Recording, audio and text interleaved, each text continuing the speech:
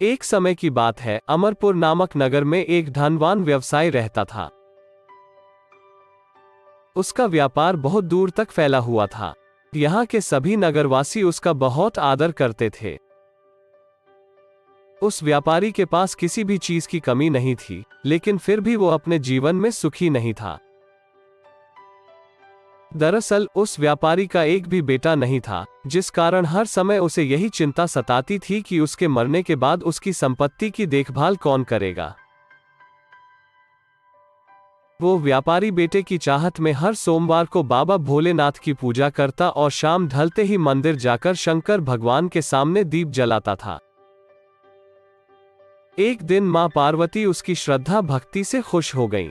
उन्होंने बाबा भोलेनाथ से उस व्यवसाय की इच्छा पूरी करने के लिए प्रार्थना की।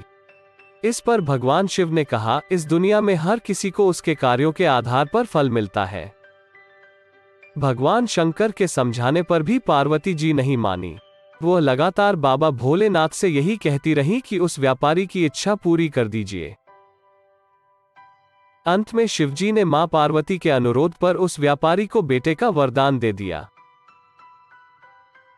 आशीर्वाद देने के बाद भगवान शंकर ने पार्वती माता से कहा, मैंने आपके अनुरोध पर उस व्यापारी को बेटे की प्राप्ति का आशीर्वाद तो दे दिया, लेकिन उसका बेटा केवल 16 साल की उम्र तक ही जीवित रहेगा।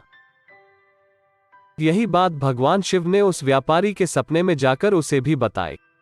वरदान पाकर व्यापारी प्रसन्न था, लेकिन बेटे की उम्र 16 साल ही होगी सोचकर वो फिर दुखी हो गया। वो पहले की तरह फिर से हर सोमवार को भगवान शंकर की पूजा करने लगा। कुछ महीने बीतने के बाद उसके घर में एक बच्चे ने जन्म लिया, जो बहुत सुंदर था। उसका नाम अमर रखा गया। बेटे के जन्म के साथ ही व्यापारी के घर में खुशियां छा गईं। बेटे के जन्म की खुशी में एक समारोह का भी आयोजन किया गया। इस जश्न के माहौल में व्यापारी अभी भी दुखी था। हर समय उसे यह डर लगा रहता था कि उसका बेटा अधिक दिनों तक जीवित नहीं रह सकेगा। धीरे धीरे समय बीतता गया और उसका बेटा अमर 12 साल का हो गया। एक दिन व्यापारी ने अपने बेटे को अपनी पत्नी के भाई दीपचंद के साथ पढ़ाई के लिए बनारस भेज दिया। वाराणसी जाते समय रास्ते में जहां भी अमर और दीपचंद आराम करने के लिए रुकते, वहां वो यज्ञ और ब्राह्मणों के लिए भोजन की व्यवस्था करते जाते थे। कुछ दूर जाने के बाद अमर और दीपचंद एक नगरी पहुंचे। यहाँ नगर के महाराज की बेटी चंद्रिका की शादी थी, जिसके लिए पूरे नगर को दुल्हन की तरह सजाया गया था। ठीक उसी समय बारात भी आ गई। इस समय लड़के का पिता परेशान था, क्योंकि उसके बेटे की एक आंख खराब थी। उन्हें डर था कि अगर लड़की वालों को यह बात पता चल गई तो वह शादी तोड़ देंगे। तभी उसकी नजर अमर और दीपचंद पर पड़ी। लड़के के पिता के मन में तुरंत ये ख्याल आया कि क्यों न अमर को ही दूल्हा बनाकर शादी के मंडप में बैठा दिया जाए। एक बार जब उसका विवाह राजकुमारी से हो जाएगा, तो फिर उसके बाद उसे कुछ पैसे देकर वहां से विदा कर देंगे। फिर राजकुमारी और अपने बेटे को अपने घर ले आएंगे। लड़के के पिता ने बिना देरी किए दीपचंद से इस बारे में बात की और धन का प्रस्ताव रखा। दीपचंद ने पैसों के लालच में आकर तुरंत हां बोल दिया और अमन को दूल्हा बनाकर मंडप में बैठा दिया। यहाँ राजा ने राजकुमारी का कन्यादान कर विवाह संपन्न कराया और बहुत सारी संपत्ति के साथ अपनी बेटी को विदा किया। शादी के बाद जब अमर वहां से लौट रहा था तो उसे लगा कि झूठ बोलना सही नहीं है, और उसने राजकुमारी चंद्रिका के दुपट्टे पर सारी सच्चाई लिख दी। अमर ने लिखा, प्रिय राजकुमारी चंद्रिका, तुम्हारे साथ छल हुआ है। तुम्हारा विवाह मेरे साथ कराया गया। मैं एक व्यापारी का पुत्र हूं और फिलहाल पढ़ाई के लिए वाराणसी जा रहा हूं। तुम्हारी शादी जिससे तय हुई थी उसकी एक आंख खराब है। राजकुमारी ने यह सच जानने के बाद उस लड़के के साथ जाने से इनकार कर दिया और अपने पिता के साथ ही रहने लगी। उधर अमर वाराणसी के गुरुकुल में पहुंचकर पढ़ाई करने लगा।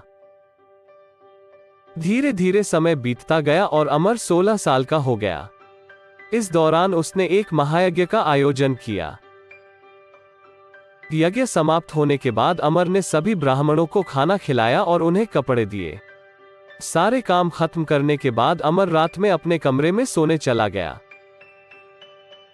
भगवान शंकर के वरदान के मुताबिक उसी रात अमर के प्राण चले गए। अगली सुबह जब दीपचंद उसके कमरे में पहुंचा तो उसने देखा कि अमर जीवित नहीं है। वो जोर जोर से रोने लगा।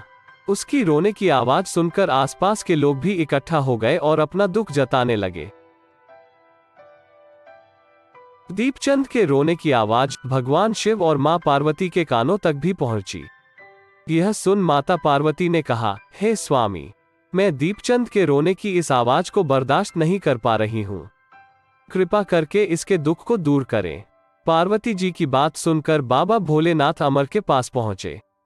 यहां उन्होंने देखा कि यह तो वही बालक है जिसे केवल 16 साल की उम्र तक ही जीवित रहने का आशीर्वाद मिला था। इसके बाद भगवान शिव सीधे मां पार्वती के पास पहुंचे और कहा, हे गौरी, मरने वाला बालक उसी व्यापारी का पुत्र है। इसने अपनी उम्र पूरी कर ली है। यह सुन माता पार्वती ने भगवान शिव से एक बार फिर से आग्रह किया। उन्होंने कहा, स्वामी, आप कृपा करके इस बालक को दोबारा जीवित कर दें। इसे मृत देख इसके माता पिता भी अपने प्राण त्याग देंगे। माता पार्वती ने बाबा भोलेनाथ को याद दिलाया कि अमर के पिता उनके सबसे बड़े भक्त हैं। कई सालों से वो हर सोमवार को उनकी पूजा करते आ रहे हैं। मां गौरी के अनुरोध पर भगवान शंकर ने अमर को जीवित होने का आशीर्वाद दिया और अमर दोबारा जिंदा हो गया। कुछ समय बाद जब अमर की पढ़ाई पूरी हो गई तो वह अपने मामा दीपचंद के साथ वापस अपने गांव चला गया। चलते चलते दोनों उसी नगरी में जा पहुंचे जहां राजकुमारी चंद्रिका से उसका विवाह हुआ था। यहां पहुंचकर अमर ने एक महायज्ञ किया। तभी पास से गुजर रहे उस नगर के महाराज ने महायज्ञ होते देखा। महाराज ने एक ही पल में अमर को पहचान लिया और महायज्ञ के समाप्त होते ही वो अमर और दीपचंद को अपने साथ ले गए। कुछ दिनों तक उन्होंने अमर और दीपचंद को अपने महल में ही रखा। उसके बाद महाराज ने संपत्ति और कपड़े देकर राजकुमारी को अमर के साथ भेज दिया। महाराज ने रास्ते में उनकी रक्षा के लिए कुछ सैनिक भी भेज दिए। दीपचंद भी महल से अपने नगर पहुंचा और दूत के हाथों अमर के आने की सूचना व्यापारी तक पहुंचाए। व्यापारी को जैसे ही पता चला कि उसका बेटा 16 साल की उम्र के बाद भी जीवित है तो वो बहुत खुश हुआ। दरअसल व्यापारी और उसकी पत्नी दोनों ने खुद को एक कमरे में बंद कर लिया था। वो बिना कुछ खाए पिए अपने बेटे का इंतजार कर रहे थे। दोनों ने यह प्रण लिया था कि अगर उन्हें अपने बेटे की मौत की खबर मिली तो वह भी अपनी जान दे देंगे। दूत की बात सुनकर व्यापारी और उसकी पत्नी नगर के अन्य लोगों के साथ अपने बेटे के स्वागत के लिए नगर के गेट के पास पहुंचे। यहां उसे पता चला कि उसके बेटे की शादी एक राजकुमारी से हुई है। वो दोनों साथ में आए हैं तो उनकी खुशी दोगुनी हो गई। बेटे और अपनी बहू का स्वागत उसने काफी धूमधाम से किया। उसी रात एक बार फिर से बाबा भोलेनाथ व्यापारी के सपने में आए और कहा, मैं तुम्हारी भक्ति से खुश हूं। हर सोमवार को तुम मेरी पूजा करते हो, इसलिए मैंने तुम्हारे बेटे को लंबी उम्र का वरदान दिया है। भगवान शिव की यह बातें सुनने के बाद व्यापारी बहुत खुश हुआ। बेटा का जीवन वापस मिलने के बाद भी व्यापारी हर सोमवार को भगवान शिव की आराधना करता रहा। इससे शिव पार्वती दोनों की ही कृपा व्यापारी के घर में बनी रही। अगर सच्चे मन से किसी चीज को पाने की चाह हो तो वो जरूर मिलती है। बस उसके लिए निरंतर प्रयास करते रहना चाहिए।